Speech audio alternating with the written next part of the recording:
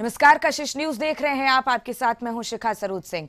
बिहार विधानसभा की 4 सीटों के लिए 13 नवंबर को वोटिंग होगी और समय से पहले इन सीटों पर क्यों चुनाव हो रहे हैं और किन नेताओं की शाख दांव पर लगी है, इस खास रिपोर्ट में देखिए।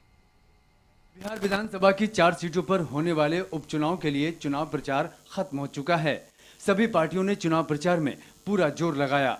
जिन सीटों पर उपचुनाव हैं वे हैं बेलागंज, तरारी, इमामगंज और रामगढ़। इन सीटों से चुने गए विधायक सुरेंद्र यादव, सुदामा प्रसाद, जीतन राम मांझी और सुधाकर सिंह लोकसभा के लिए चुने गए, इसलिए उपचुनाव कराया जा रहा है।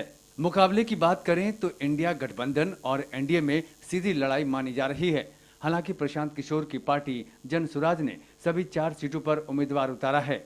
बेलागंज में आरजेडी के विश्वनाथ सिंह और जेडीयू की मनोरमा देवी के बीच मुकाबला माना जा रहा है।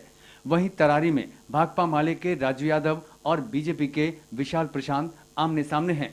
इमामगंज में हिंदुस्तानी अवाम मोर्चा की दीपा मांझी और आरजेडी के रोशन मांझी के बीच चुनावी लड़ाई है। उपचुनाव में 4 ऐसे उम्मीदवार हैं जो बड़े नेता के परिवार से हैं। पहले इंडिया ब्लॉक की बात करें तो रामगढ़ से आरजेडी उम्मीदवार अजीत सिंह पार्टी के प्रदेश अध्यक्ष जगदानंद सिंह के बेटे हैं।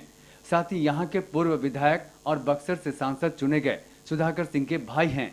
इसके अलावा बेलागंज सीट जो सुरेंद्र यादव के सांसद बनने के बाद खाली हुई, वहां उनके बेटे विश्वनाथ सिंह को उम्मीदवार बनाया गया है। सीट न सिर्फ पार्टी बल्कि परिवार के खाते में रखने की कोशिश है। अब बात एनडीए की कर लेते हैं। तरारी सीट से बीजेपी ने विशाल प्रशांत को उम्मीदवार बनाया है, जो पूर्व विधायक सुनील पांडे के बेटे हैं।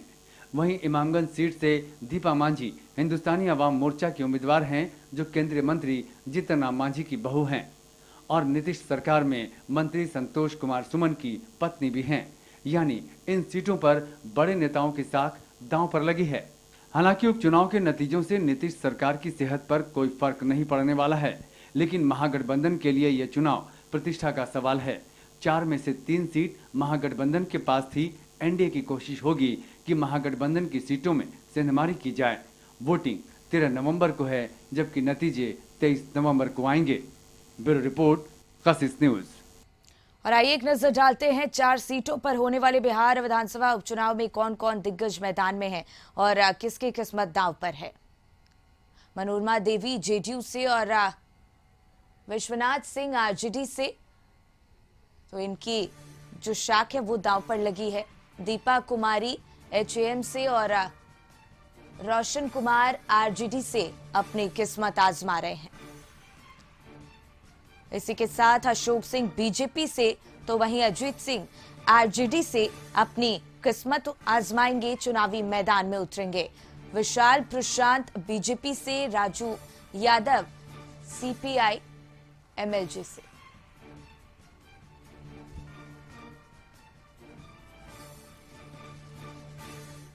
आशुतोष जी, इसी पर और ज्यादा जानकारी लिए हमारे सहयोगी जुड़ गए हैं। आशुतोष, बिहार विधानसभा की 4 सीटों के लिए 13 नवंबर को वोटिंग होगी। प्रचार प्रसार की बात करें तो उसका शोर भी थम गया है। क्या चुनावी माहौल देखने को मिल रहा है? नहीं, बिल्कुल सभी दलों ने अपनी अपनी जोड़ आजमाइश की है और आपने देखा होगा कि आखिरी समय में लालू प्रसाद यादव भी बेलागंज पहुंचे थे जी। अपने उम्मीदवार के समर्थन में उन्होंने प्रचार किया है। तो इसमें कोई दो राय नहीं है कि ताकत सभी ओर से लगाई हुई गई है। मुख्यमंत्री नीतीश कुमार ने भी 2 दिनों में चुनाव प्रचार किया, 2 दिनों तक चुनाव प्रचार किया।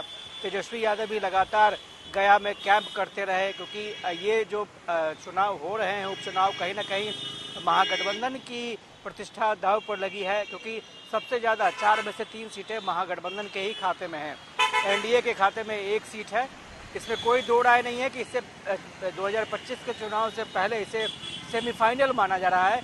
और बिहार की जनता का मन मिजाज क्या कहता है लोकसभा चुनाव के बाद, उसको भी एक मानक माना जा रहा है कि इस उपचुनाव से ये भी पता चलेगा कि जनता का मन मिजाज मूड क्या दिखता है।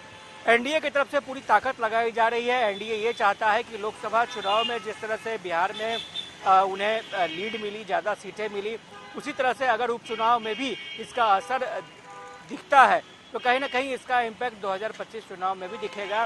क्योंकि ये जो सीटें हैं, अब बेलागंज की बात करें, आरजेडी की पारंपरिक सीट रही है। इसके अलावा अगर तरारी की बात करें तो तरारी में भी 2 टर्म से वहाँ माले के जो विधायक हैं वो जीतते रहे हैं। रामगढ़ भी सीट जो है वो आरजेडी की सीट है और उस पर भी क्योंकि प्रदेश अध्यक्ष जगदानंद सिंह के बेटे वहां से चुनाव लड़ रहे हैं, इसलिए आरजेडी की प्रतिष्ठा दांव पर है। तो अपने अपने तरीके से कहीं ना कहीं ये कहा जा सकता है कि एनडीए भी जोर लगा रही है और आरजेडी ने भी, महागठबंधन ने भी जोर लगाया है, क्योंकि अब फैसला जो है वोट के आधार पर होना है, वोटिंग होनी है और उसको लेकर के पूरी तैयारी हो चुकी है। जी आशुतोष, और समय से पहले इन 4 सीटों पर चुनाव हो रहे हैं, प्रचार प्रसार का शोर भी थम चुका है, कल वोटिंग होनी है। ऐसे में अगर तैयारियों की बात की जाए तो क्या कुछ खास तैयारियां की गई हैं? नहीं, बिल्कुल सुरक्षा के काफ़ी इंतजामात हैं, क्योंकि अगर इमामगंज की बात करें तो नक्सल प्रभावित इलाका है, गया ऑलरेडी नक्सल प्रभावित इलाका है, तो ऐसे में वहाँ की सुरक्षा व्यवस्था काफ़ी पुख्ता रखी गई है।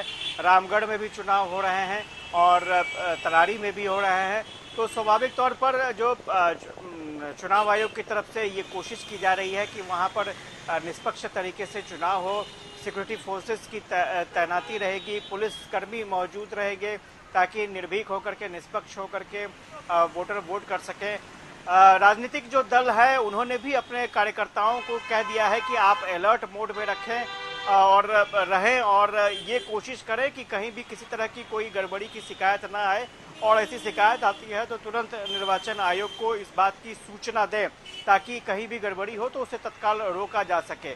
तो न केवल चुनाव आयोग की तरफ से तैयारी की गई है बल्कि राजनीतिक दलों ने भी अपना कमर कस रखा है। मैंने पहले ही कहा कि इसे सेमीफाइनल माना जा रहा है 2025 के विधानसभा चुनाव से पहले, तो अपनी अपनी तैयारियां हो चुकी हैं। अब मतदाता ने किस तरह की तैयारी कर रखी है, वोटरों ने किस तरह की तैयारी कर रखी है, उसकी जानकारी कल मिल सकेगी। लेकिन मुझे लगता है कि वोटर भी जोश खरोश के साथ घरों से निकलेंगे और मतदान में शामिल होंगे। बिल्कुल, और दिग्गजों के साथ साथ जो जनता है वो भी काफी एक्टिव मोड पर इस चुनाव को लेकर नजर आ रही है। आशुतोष, बहुत बहुत धन्यवाद आपका तमाम जानकारी हम तक पहुंचाने के लिए।